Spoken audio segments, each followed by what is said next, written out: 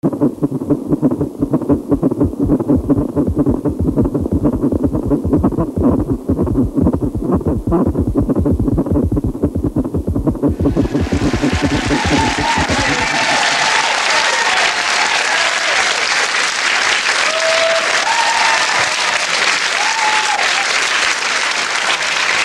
everyone. Listen.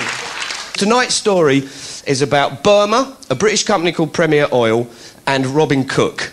Now, and Robin Cook, I've got to say, oh, great, we're amongst friends, hooray! Burma, I mean, what can you say? It's a military junta there. It's one of the most repressive regimes in the world. Aung San Suu Kyi won the democratic elections and then was promptly fucking in prison. They've got extrajudicial killings going on all over the place. The regime in Burma is so bad, that Britain does not sell arms to them. We wanted to meet, you know, a representative from the Burmese regime. So we thought, well, let's phone up the Burmese ambassador. You know, so we phoned up and said, hello, we're a television company. Wondered if we could do an interview with you. We just wanted to provide you with a platform to express your views. And it's a great honour to be here talking with the ambassador of the Union of Myanmar, His Excellency, Dr. Win. Pleased to meet you, Dr. Win. Pleased to meet you, Mark. Thank you very much. We've got... Just if I may, we've got some gifts. I know that sometimes it's traditional to give gifts, and we've brought... How very kind of you. That's an absolute pleasure. Wonderful. This is...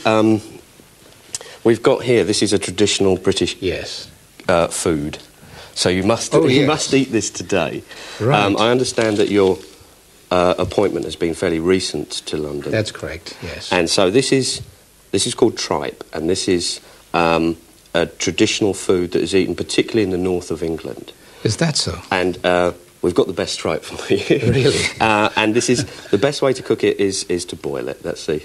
So we've brought that. Maybe it might be an idea to refrigerate it if that's at all possible. Right. If I could hand that to one of your assistants, if we could refrigerate that.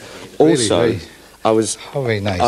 I've been told that the people of Myanmar are very, very big football fans. Yes. And we have some people who are friends of ours who have managed to get this. I wonder if I could just give you this. This is the... And if you yourself you aren't a football fan, I'm sure that there'll be someone who can appreciate it. I certainly am. This is... But my children are even bigger fans than me. Oh, are they? Well, this is the Manchester United strip. We've got a full strip here. And I'm quite proud of this. We've managed to get it signed by David Beckham and his wife. Oh, my goodness. So, my son's going to be crazy about this. This is his... This is a name that I hear almost every day in the home, you know? That's right. This is Beckham, and his wife here has she's just put posh from her stage name. I just had visions of the embassy that night. Tripe, Ambassador, you are spoiling us. Myanmar has this perhaps... As a nation, it is a new nation, a developing nation, from the womb. That's quite right. You know, like trying to offer the best and the most nutritious kind of food.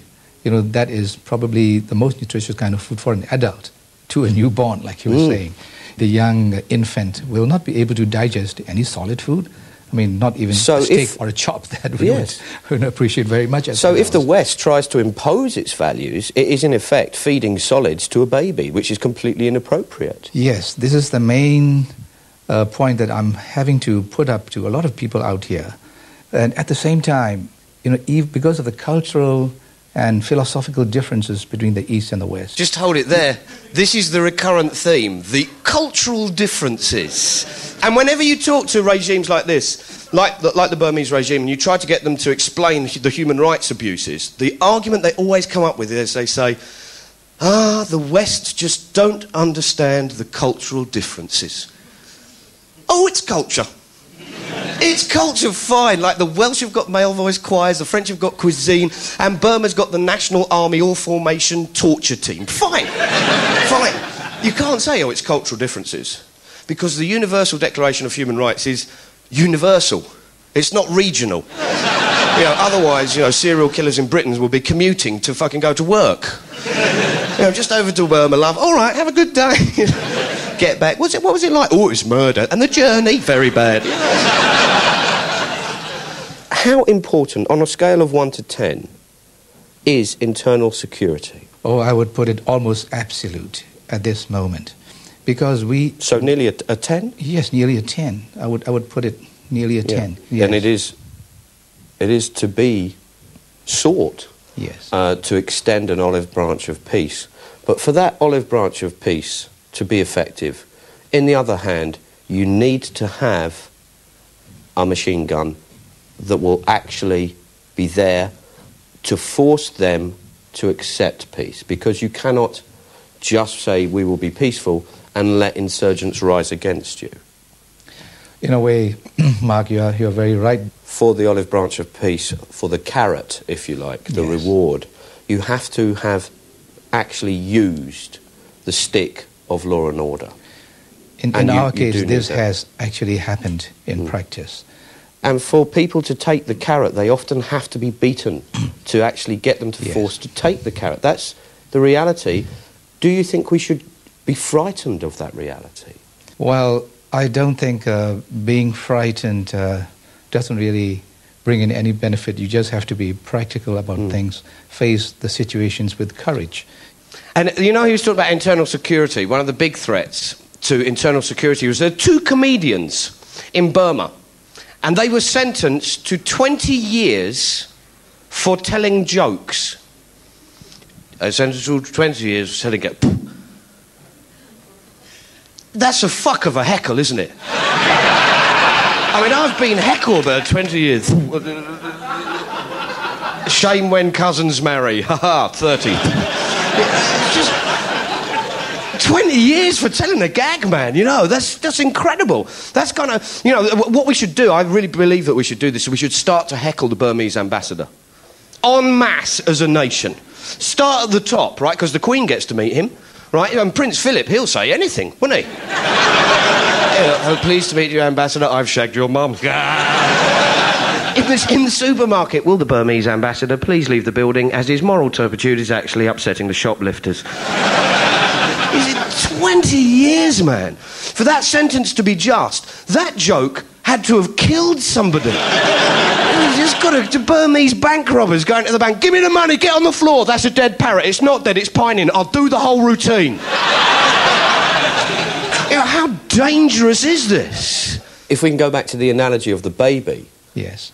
Sometimes you have to force feed the carrot. Yes, right. When certain groups and certain sections of Western society try and deny Myanmar's right to defend itself and Myanmar's right to equip itself for internal security, it seems to me they're very short-sighted, because if the West is saying to the security forces in Myanmar, you cannot have this gun, you cannot have this equipment, then that means that security is compromised. If security is compromised, that could mean people actually die as a result of that. Yes. And it is quite important to actually say, if you don't get the guns to the soldiers, people die. That's true. That's true, especially when you're having to deal with these terrorizing acts of sudden desperate insurgents. They're almost taking the carrot out of the mouth, aren't they? That's right. That's right. The danger of allowing people to actually vote for whoever they want, regardless of the consequence, is immense. It's almost patronising to force the vote upon them. Exactly right. And in Southeast Asia, this system has been already in existence in Thailand and in Indonesia. Because at this time, they just don't feel that the political maturity of people have reached that stage where everybody ought to be elected. I remember when we were filming this, when he starts talking about, you know, the comparable regimes, including the military and democracy, and he cites Indonesia, I did think, when I get home, I'm going to phone up the Indonesian embassy and just say, look, I know you've got a few problems at the moment, but the good news is Burma thinks you're a role model. If I could use the analogy of a plant, that democracy, whether it be Eastern or Western, is like a plant in the living room. You need to tend to it, you need to care to it, you need to clean it, you need to water it. Exactly. Sometimes if the plant is sick, you need to turn the heating up. Exactly. Sometimes you need to cut back on the water if you've given it too much. Yes, of course. But you also need to prune it. That's right. You need to clip it. You need to make sure that it knows where it is that it doesn't expand everywhere, Yes. and that if you just allowed a plant to grow willy-nilly, you would just have a plant anarchy within the room. The plant Yes. would be everywhere. Yes. And the plant needs to be clipped. Right. Would Roses, you agree with that analogy? I would agree with that. Roses have to be pruned to make them look, like beautiful roses. And this is an intelligent man, isn't it? You can tell he's a well-educated, intelligent man. So we got on talking eventually on the subject of the 1990 election and Aung San Suu Kyi, who won the election, and we got talking about why the Burmese military didn't hand over power and why they imprisoned her. And these were his thoughts on that subject. The military government organized it. The military government never participated in that election. It was not the government against the opposition. It was between some political parties. And the election was held not for transfer of power. The government was trying to create a new constitution for the country, which must be overseen by an elected assembly. And this was the idea.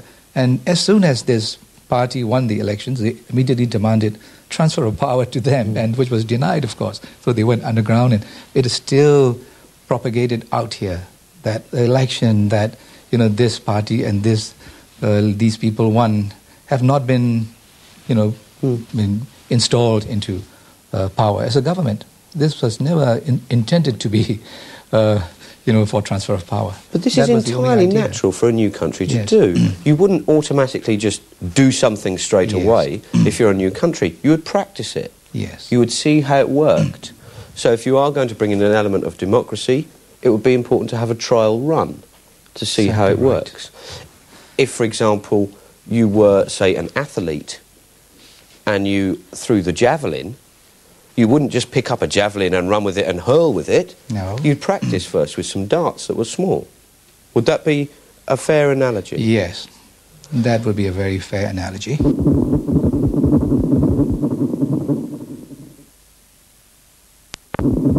There's been lots of calls for economic sanctions on Burma, and quite a few countries have actually withdrawn from Burma and they've disinvested. PepsiCo has pulled out, Michael Jackson, add a word, don't like it. Levi pulled out, Ericsson, British Home Stores, yo, way to go. You know what I mean? Whoa, static on the blouse, but politically fucking sound. But there's a British company still in Burma, and this British company is called Premier Oil. They're a medium-sized oil company. They're involved in a pipeline that runs in the southeastern part of Burma, from Burma into Thailand. This is a heavily militarised zone. It's a zone where a lot of the human rights abuses are taking place. And it's this deal with Premier Oil is going to give the Burmese military regime about $120 million. So if you haven't followed the argument so far, it's they get the oil to get the money, they get the money to get the guns, they get the guns to give to the soldiers, they get the soldiers to make sure they protect the people. They protect the people so they don't ask for democracy. I don't know why. She swallowed a fly. Perhaps she'll die. Right. We wanted to ask a few questions to Premier Oil about their involvement in it. What we did was, obviously companies don't like coming out for us. They're reticent. And so what happened, we met this lovely Buddhist monk, and he handed in a letter to Premier Oil, and we kind of piggybacked along. And so when he handed in the letter, we turned up and said, oh, do you mind if we film it? And this guy who was in charge of their global social policy said, no, that's fine. I said, can we just ask you a few questions? He said, no. I said, well, come on, just a few. No. I said, can you just hold this? And gave him this great big fucking metal box. And so he's standing there holding this metal box. I've lifted the lid and we've got a video recorder inside. I said, well, just have a look at this. And just press play, and he's standing there with this box. I'm going to show you the tapes that we played him. If you don't believe this report, the one thing that I'd ask you to think of is, if you think she's lying, ask yourself one question. What level of atrocity has to be occurring for her to think she can get away with the lie? Nopobe, her husband, her son, her cousin, and some of the villagers were captured by the Burmese soldiers in the beginning of February '97, and they all tied up by the Burmese soldiers. Especially my friend Nopobe was tied up, and the Burmese soldiers gang raped her in front of her husband. And then in front of Nopopis and her husband, they cut off the baby's heart, and that they cut off the baby's heart with a knife, and then put the baby heart over the fire, and they gave it to Nopopis and her husband to eat, and swallowed the flesh or the heart of the babies, their own babies.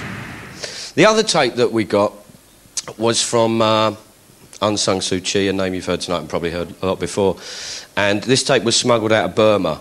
Investing in Burma at this time in any way is tantamount to encouraging the military regime, which is against a transition to democracy. Apart from the actual revenues that it brings to the government, it also constitutes a psychological boost, because it makes the government feel that however repressive they may be, they still have the support of big companies, or at least one or two big companies. Then we get on to saying hello to Premier. Watch the guy's face. Not a happy bunny, as he shouldn't be. So Premier Oil, by coming into Burma at this time, does a great disservice to the cause for democracy. So that was Aung San Suu Kyi, as you know, who is the democratically elected leader of Burma, asking you not to be in Burma. Right. I recognise Aung San Suu Kyi, and the company's position's always been that that they're open to dialogue. In fact, our chief executive has been in dialogue with Aung San Suu Kyi and has made our position and the productive investment that we have in Myanmar quite clear. Did she ask the chairman if Premier would leave? It was the chief executive, and obviously I wasn't privy, I wasn't part of the meeting. So really, I would have to refer specific questions to Charles Jameson, our chief executive. I appreciate that. To answer that, but again. The Premier has been in dialogue with Aung San Suu Kyi. Yeah, but she's asked you to leave, and I just wondered, what would it take for Premier to leave? I think it's inappropriate for me to try and speculate on an Cook answer has at actually this point of time. The Foreign Office called Premier in and asked you not to go in, not to be there, didn't he? Again, I don't have that information. If I could just refer you to our chief executive, but he said on the Today should programme that you should be privy to that information. He said on the Today programme, he said, we called in Premier Oil and we said, look, don't do it. You've been asked by the Foreign Office, you've been asked by Aung San Suu Kyi, these people here have testified to the brutality of what's happening in that region. What does it take? If I can just reiterate that, I am not the person who's privy to that information, so I couldn't agree or disagree with what you're saying, so it puts me in an awkward position. After we did that, he started phoning us and having chats and explaining their policies. And he said something very interesting. He said, you said Robin Cook said that we shouldn't do it, that we shouldn't be in Burma. He said, well, I don't think that statement's entirely accurate. I said, oh, really?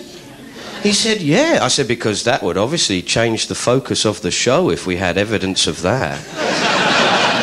He said, we've got some letters I could give you.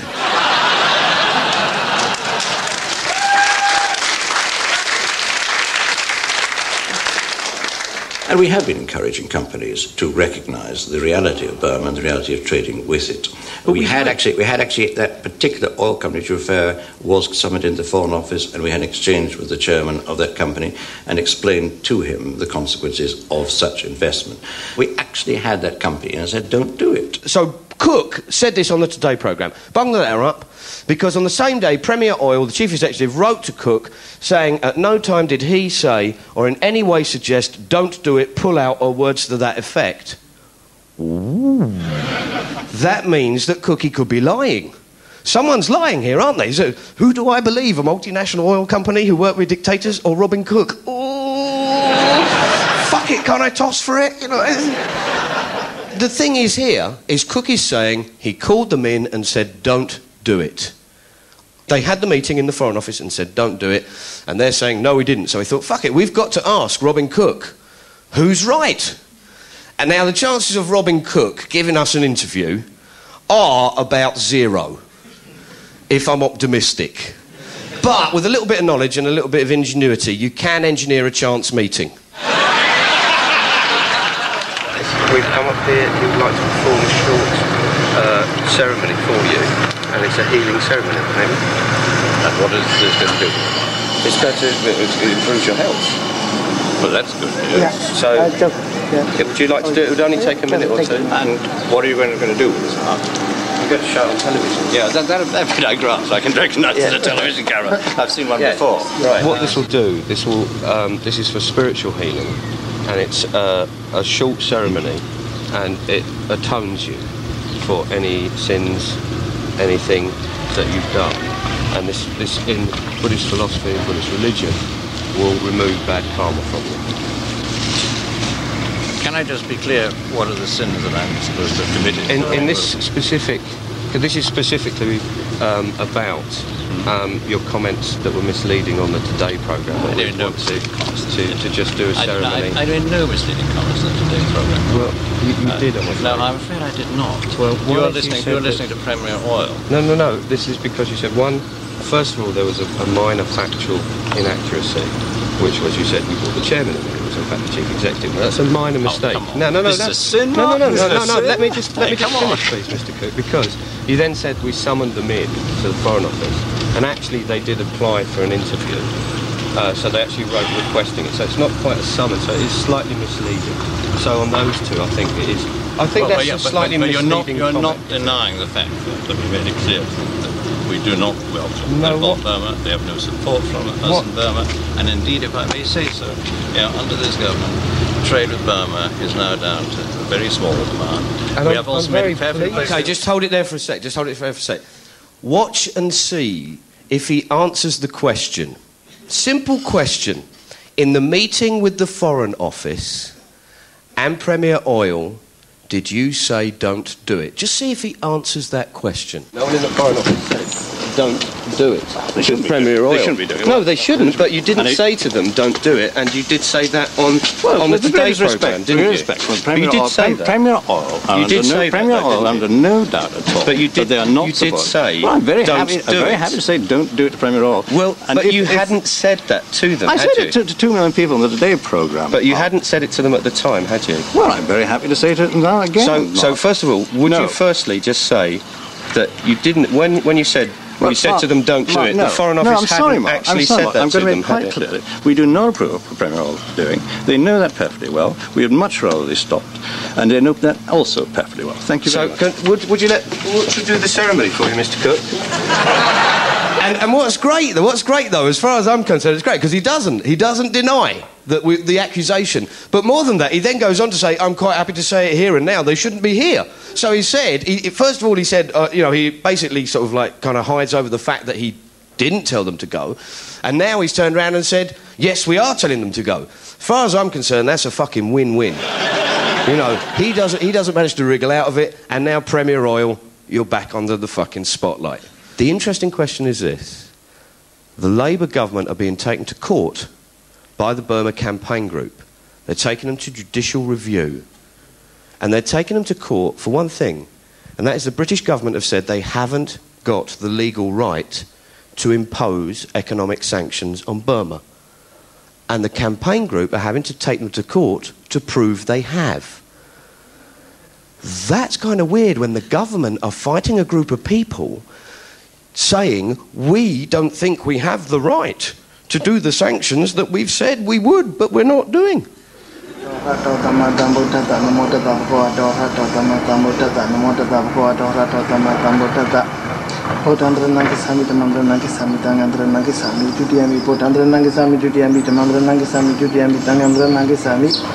Tatiambi Potandra Nangisami, Tatiambi, Tamandra Nangisami, Tatiambi, Tangambra Nangisami, Tamati Pataurami, the Kavran Madiami, Adina Tanaurami, the Kavran Madiami, Kamidu Misasara, Urami, the Kavran Madiami, Mudawara, Urami, the Kavran Madiami,